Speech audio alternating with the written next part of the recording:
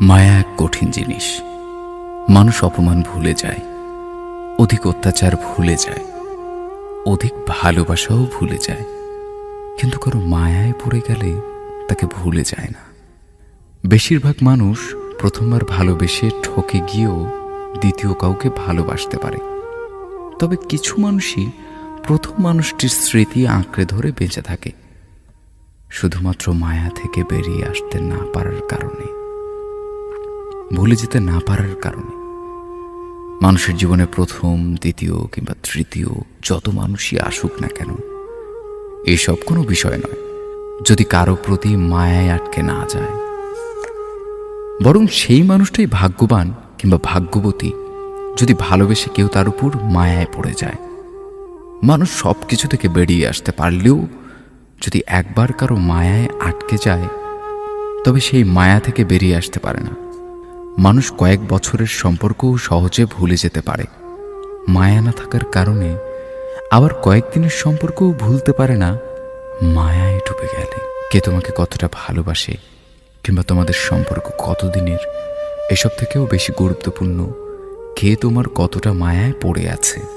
কাউকে ভালোবেসে মায়ায় ফেলতে পারলে সেখানে ভালোবাসার গভীরতা কিংবা সম্পর্কের বয়স নির্ণয় করার দরকার পড়ে না। এমনিতেই মানুষটা থেকে যায়, হুট করে ভালোবাসা যায়, হুট করে নতুন সম্পর্কে জড়ানো যায়, হুট করে সম্পর্ক থেকে বেরিয়েও আসা যায়, কিন্তু হুট করে কারোর মায়ায় পড়া যায় না, কিংবা হুট করে কারো মায়া থেকে বেরিয়েও আসা যায় না যদি মন থেকে না চায়। স্মৃতি মানুষকে যত বেশি কষ্ট দেয়, তার থেকে বেশি কষ্ট দেয় মায়া।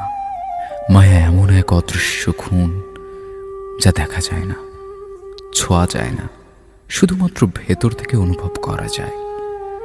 পৃথিবীর সব থেকে বড় অদৃশ্য খুনের নাম মায়া। একটা নির্দিষ্ট মানুষের জন্য মন খারাপ হলে ওই মানুষটা ব্যতীত পৃথিবীর আর কেউ মন ভালো করে দিতে পারে না। কেন যেন ওই মানুষটাকেই ম্যাজিশিয়ান মনে হয়, যে মানুষটার কাছে থাকলে কখনো একাকিত্ব অনুভব হয় না। সেই মানুষটা একটু আড়াল হলেই একাকিত্ব ঘিরে ফেলে। চারপাশে এত মানুষ থাকার পরেও কেউ একাকিত্ব দূর করতে পারে না। মনে হয় শুধুমাত্র ওই মানুষটা ব্যতীত আর কেউ একাকিত্ব দূর করার ক্ষমতা রাখেনি।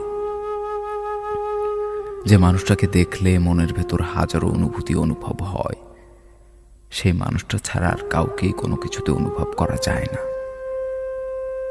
মানুষটাকে এতটাই আপন মনে হয় যেন সকল অনুভূতি শুধুমাত্র ওই মানুষটার জন্য